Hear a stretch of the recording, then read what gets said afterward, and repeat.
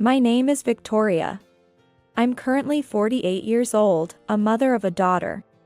And I support a home with my husband and daughter. My daughter is in her 3rd year of high school this year and is preparing for her exams. Despite such a crucial time, my daughter was troubled by something unbelievable. Recently, she started to dislike being at the dining table with me and my husband, William. Instead of childishly saying no, she would say, "I want to study," and retreat to her room. Noticing Laura's change, I discussed it with William. But he seemed unconcerned about her change, saying, "She's just trying hard to study, right? And isn't it okay not to worry?" So, when William wasn't around, I decided to talk to Laura. "Hey, it seems like you've been avoiding me and your father lately. What happened?" When I asked, Laura hesitated a bit before asking, "Mom, do you like Dad?" I couldn't understand why my daughter would ask me such a question. William and I had an arranged marriage. Our parents were acquaintances, and his parents insisted on the marriage, which felt somewhat coerced. I thought William seemed kind when I first met him, so I decided to marry him. It wasn't a love marriage, but we have been together for 25 years as husband and wife. So, I believe there is proper affection between us. I think I do like him. Then, I won't say it. It would hurt you, Mom. Hurt me? What do you mean? Even when I asked, Laura didn't tell me anything. I couldn't press her further, so I stopped trying to talk more about it. However, the situation didn't improve. Gradually, I realized that Laura wasn't avoiding us, her parents, but specifically her father, William. William might be hiding something. And Laura might know about it, avoiding William for that reason. The secret might be something that would hurt me if I knew, and Laura couldn't tell me. I had to find out if William was hiding something. "Hey, William. Are you keeping a secret from me?" When I asked him, William said, "What? Me, keeping a secret from Victoria? That's not possible." However, while saying he wasn't hiding anything, he scratched his nose. This has been his habit when lying since long ago. I never pointed it out, thinking it was convenient to know, and it came in handy now. William was definitely hiding something. I became certain of this when I checked the bank book and saw money withdrawn from our joint savings account. About $3,000, I guess. Naturally, I confronted William about it. "Hey, $3,000 was withdrawn from our joint savings account. What's this about?" That? You know how we send $1,000 every month to my parents, right? But last month, my dad got a serious backache. They needed more money, so I gave them $3,000. Why didn't you tell me about this? You could have told me when I was sending the money. To this, he replied, "I didn't want to worry you." At this moment, he scratched the tip of his nose with his fingertip. He was lying. I don't know if the lie is about giving the money to my father-in-law and mother-in-law, or about my father-in-law having a severe backache, or about not wanting to worry me. So, I contacted my father-in-law after a long time. "Hello, Father. It's been a while. I heard from William that you had a severe backache. Are you okay?" Victoria. It's been a long time. Severe backache? I've never had such a thing. Maybe you're mistaken? More importantly, I want to see my granddaughter. Can you come here soon? Well, Laura is currently studying for university entrance exams. She's busy right now. What are you talking about? Laura is a girl, she doesn't need to go to university. Having an education doesn't add any value to a woman. Ultimately, Victoria, you don't have a male sibling. So you took our William as a son-in-law, right? No, our company is. Anyway, don't send Laura to college. I was talking to the son of a local landlord recently. I want to arrange a meeting for them. Can you bring her over? What? An arranged marriage, for Laura? What else could it be? I was shocked. Everything my father-in-law was saying was off the mark, but most of all, I was surprised that he was trying to arrange a marriage for Laura without discussing it with me. Her mother. It was the first time I heard about him thinking of marrying Laura to someone local. Laura is still in her 3rd year of high school, and I have no intention of arranging a marriage for her. Laura herself wants to go to university, and I can't trample on her wishes. I will not let Laura go through an arranged marriage. Please don't proceed with this without our consent. Huh? What are you talking about? A woman has no value if she doesn't marry a man. Victoria? You might have been abandoned by your parents if you hadn't married William. No, that's not true. Please stop. It's because of such disrespectful attitudes towards women that Laura doesn't want to visit her grandfather.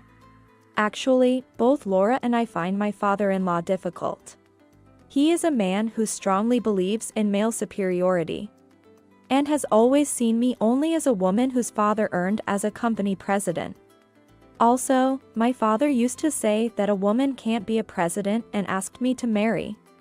However, he now recognizes my abilities, and I succeeded him as the president of the company. William works as an employee in my company. However, he seems to have told his parents that he is the president, perhaps due to his male pride. I have never corrected this as it might complicate things. He probably thinks that the $1,000 I send to his parents every month is coming from his pocket. For the past 25 years, I have been sending $1,000 to his family every month. It seems we need to have a talk about our family's relationship soon. But for now, the issue is William's secret. His father didn't have a severe backache. And it's possible that the story about giving $3,000 was also a lie. Concerned, I decided to hire a detective agency to investigate William's actions. The report from the detective agency came quickly. It appears William is having an affair. He was seen going to a hotel with a woman much younger than him, going on dates, and even bringing her to our house when Laura and I were not around. The $3,000 withdrawn from our joint savings account was probably spent on that woman. That's when I thought of something. Maybe Laura witnessed William's affair? But she couldn't tell me because she thought it would hurt me. That might be the situation. When William said, "I'm going out for drinks with friends," and returned home late, I decided to talk to Laura again. Laura, did you know about your father's affair? How did you know, Mom? Laura indeed knew about William's affair. When she realized I knew, Laura started crying uncontrollably. Then, she told me how she found out about William's infidelity. Actually, I came home early once because I was feeling unwell. And I saw Dad's shoes and a strange woman's shoes in our house. When I entered the house, I saw Dad in the living room with a woman I didn't know. After witnessing her father's affair, Laura, despite feeling unwell, went to a nearby park and sat on a bench until it was time to return home. It's unacceptable for a father to expose his daughter to his affair and leave her outside unwell. I made a certain decision.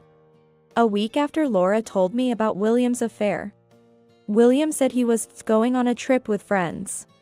I didn't say anything about the trip, but I brought up the matter of sending money to his parents. About the money we send to your parents. I've been doing it for 25 years, every month, $1,000. I'm thinking of stopping it. As soon as I said this, he widened his eyes and panicked. No. If I stop sending money, I'll lose my position. But it's not your earned money, right? How is it to send the money I earn every month to your parents? I'm your husband. Having a husband is good for appearances, right? Think of it as a salary for me playing your husband. $1,000 a month just for being a husband? Yes, that's right. Anyway, I need you to continue sending $1,000 every month. He wouldn't reconsider about the money. That's fine. I decided to cut ties with his family and him. Then came the day William left for the trip with his friends. I knew he was going with his mistress, but I saw him off with a smile. As soon as he left, Laura and I started taking action. His trip with the mistress was for a week. I knew exactly where William and his mistress were.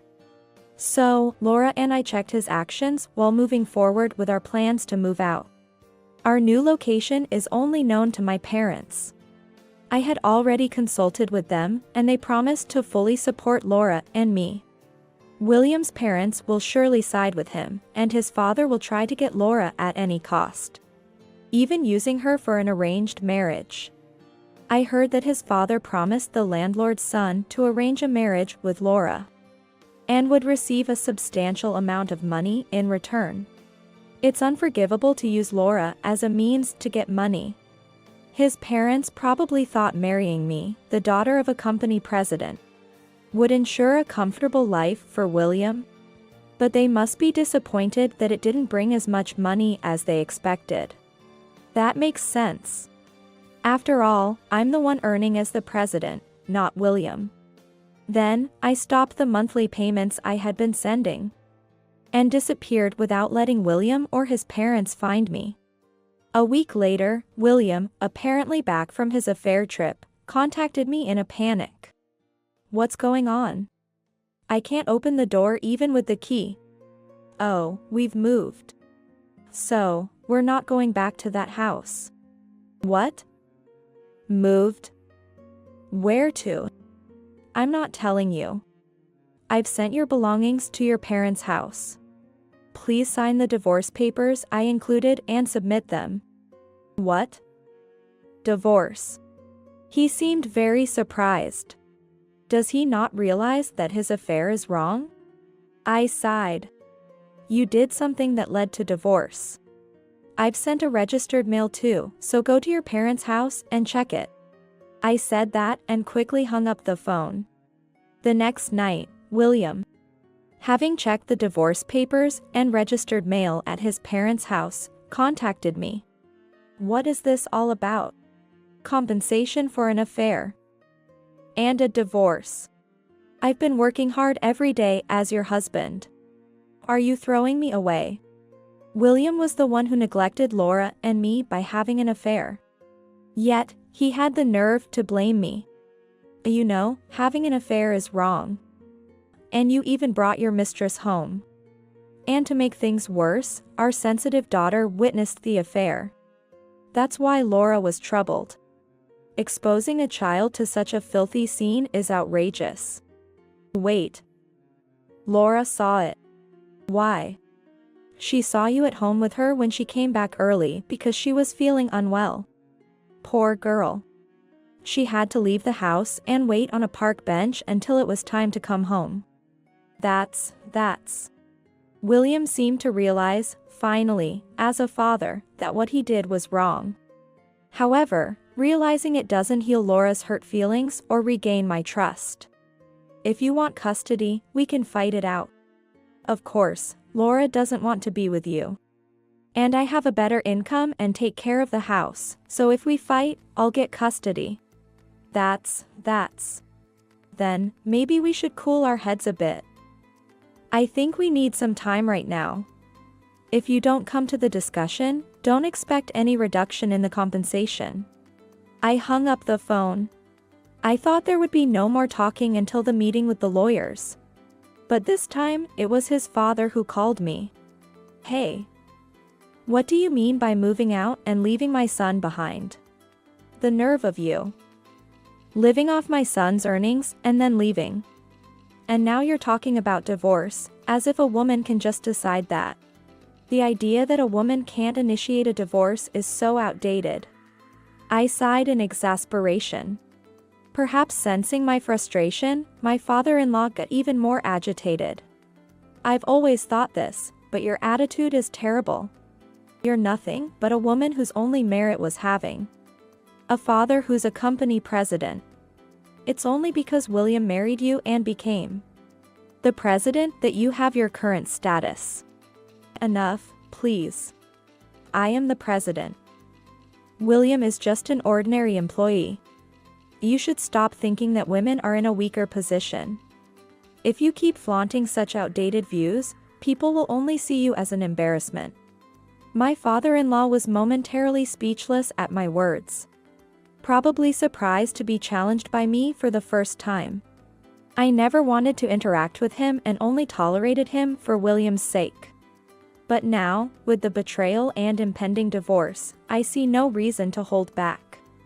About the monthly payments, William doesn't have the earnings to send $1,000. He always complained unless he could save half of his income and use the other half for himself. What? But William is the president. That's what I am saying. I am the president. Have you ever checked our company's website? My name is there as the president, not Williams. It's true, that can't be. Why isn't William the president? Originally, I did consider making William the next president since I thought a man might be more suitable. However, William turned out to be surprisingly incompetent at work. Everything he handled went poorly, and my father decided to appoint me, the more capable one, as his successor. Wait. What about the payments then? Without them, we can't live. You should manage to find $1,000 on your own. I don't care. Goodbye. I blocked my father-in-law's contact. Apparently, both my in-laws were not working and relied on their pension and my payments for living. Furthermore, after I explained to the landlord who expected Laura to be married off, my in-laws got a severe scolding. They broke a promise and are now ostracized by their community. During the discussion about the divorce, my in-laws came asking for Laura's custody, but I firmly refused. We settled the compensation and child support, and William had to take out a loan to pay the lump sum I demanded. Additionally, I fired him from the company. His attitude towards other employees had become arrogant, being the president's husband, and he was shirking work onto others. When he paid the compensation and child support, he pleaded, "Listen. I broke up with my mistress. So, I'm all yours now. Let's get back together." I looked at him coldly and said, "Oh, you mean your mistress Anna? She went back to her hometown. She regretted being involved with an older man like you and was about to sue for compensation. When I told her she wouldn't have to if she dumped you after the divorce, she happily agreed." His face went pale, and he stood there frozen. Of course, I had no intention of getting back together with him. Months later, his family home was put up for sale. They're all working hard to pay off the debt. With the stressful father gone, Laura has regained her bright smile. She finished her exams and will start college in the spring. I plan to enjoy a happy life with my daughter and mother for a while.